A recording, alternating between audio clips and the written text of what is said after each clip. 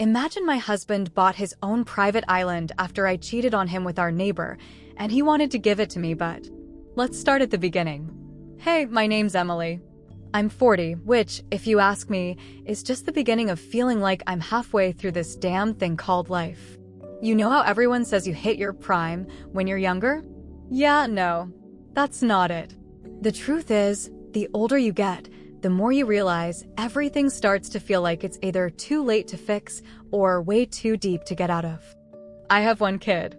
He's grown now, doing his own thing, college, partying like most kids his age. Yeah, I guess I should be proud, right? But in reality, I felt like I was stuck in some half-life.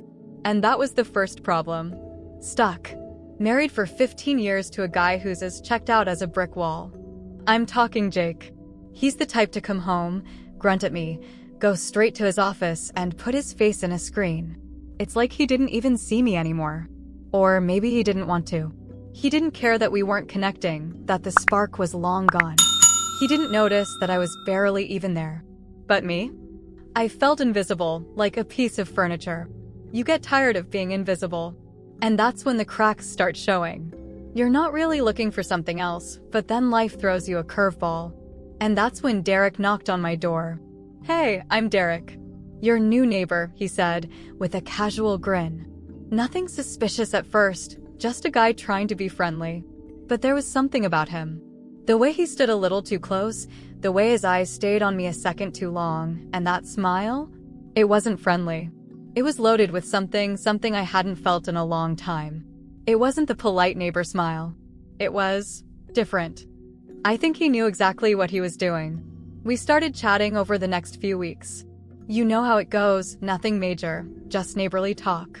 But then, it was like every conversation with him felt more charged. Like there was some invisible pull between us that neither of us wanted to admit. The kind of pull that makes your stomach turn, in a good way and a bad way. It was subtle, but it was there. And that's when I knew I was already in over my head. Jake was, well, Jake. Busy with his work, completely uninterested in me. And then Derek, he was all about making me feel noticed. All about those little things. You look nice today, he'd say. Or, how's your day been? Simple questions. But the way he said them, with that tone, made me feel like I was actually seen. Like I was worth more than just a wife on the back burner. The more I spent time with Derek, the more Jake's absence became glaring. It's funny, when you're with someone for so long, you forget what it feels like to actually feel something for them. And here was Derek, giving me that. A feeling. A spark I didn't even know I was starving for. The chemistry? Through the roof. Every time he touched my arm, leaned in a little too close, I felt this electricity shoot through me. I felt alive. But I didn't plan it. I didn't wake up one day and decide to ruin my life. It was like the inevitable just crept up, and I didn't even see it coming. We spent more time together. A little wine here, a little conversation there. I kept telling myself it was just a harmless flirtation, just a stupid distraction, but deep down I knew I was lying to myself. Derek was pulling me in, bit by bit. I couldn't resist. I wasn't a kid. I knew what I was doing. But still, when the moment came, I couldn't back out. I couldn't even stop myself. It was a Saturday night, and Jake had gone out with some friends, staying at his office's big fundraiser, or whatever the hell it was. Another excuse to not be home. Derek knocked. He was wearing a leather jacket, his hair a little messy. Just the right amount of, I don't give a damn, mixed with that sexy confidence. We had been talking all week, and tonight, I wasn't expecting him to stop by. But then there he was, leaning against the door frame like he owned the place. You alone tonight? He asked, and his voice had that low, velvety undertone that makes your skin prickle. Jake's out, I said, and the words felt like they had no weight. Like nothing mattered anymore. Derek stepped inside without asking, his presence filling the space. I wasn't scared. I wasn't even surprised. I knew what was going to happen before it even did. And that scared me more than anything else. We talked for a little while, nothing serious, just chatter. And then the distance between us closed. His hand brushed mine. And the rest? The rest just happened like it was supposed to. Like a twist of fate you can't stop. I pulled him close. No, it was desperate. It was the kind of you don't forget. His hands were on me, and for the first time in God knows how long, I felt wanted. I felt like I mattered. That's the sad truth, really. I didn't do it for any other reason than to feel like I was worth something again. The next thing I knew, I was in his arms, his lips all over my neck, his hands on my body. I felt like I was floating, like I was finally where I belonged. Jake hadn't even noticed I was drowning. It wasn't until later that the guilt kicked in. But by then, it was too late. The damage was done. I didn't know how to tell Jake. I didn't know how to face him, knowing what I had just done. But then the weirdest thing happened. Jake, my husband, comes home the next week with this ridiculous smile plastered on his face. I did it, Em. I bought us a private island, he says. It's perfect. Just for us. I thought we could escape, take some time for ourselves. I blinked, completely caught off guard. An island. Yeah, a private one. It's all ours, he says, practically glowing. I thought you'd love it. This is the escape we need. We'll be free. Just you and me. I wanted to puke. I could barely look him in the eye, knowing what I had just done with his neighbor. Sounds great, I said, my voice flat, my stomach sinking. But it wasn't great. Not for me. I couldn't look at him the same way anymore. How could I? He was offering me paradise, and I had already sold my soul. But you know what? I had to play along. For the sake of keeping up appearances. For the sake of pretending my life wasn't falling apart at the seams. So, I smiled. I nodded. And I let Jake tell me all about how perfect this island was going to be, how we could start fresh, how everything would be amazing. Meanwhile, I was silently dying inside. Because how could I even look him in the eyes when I knew the truth? I kept going through the motions, packing, pretending, putting on that act. But in the back of my mind, all I could think about was Derek. The rush of being with him, the way he made me feel alive in ways Jake hadn't in years. It was like I was torn between two lives, the one I was living with Jake, and the one I couldn't stop fantasizing about with Derek. Jake didn't know it yet, but I knew deep down he was about to be hit with a brutal truth. I was already gone, even if my body was still sitting at the dinner table every night, pretending nothing had changed. The night before we were supposed to leave for the island, Jake went to bed early. He was excited, already dreaming about the perfect getaway, and I knew it. I could see it in his eyes. He wanted everything to be okay, but it wasn't. And I wasn't the woman he thought I was anymore. I couldn't sleep. My mind raced. I was stuck.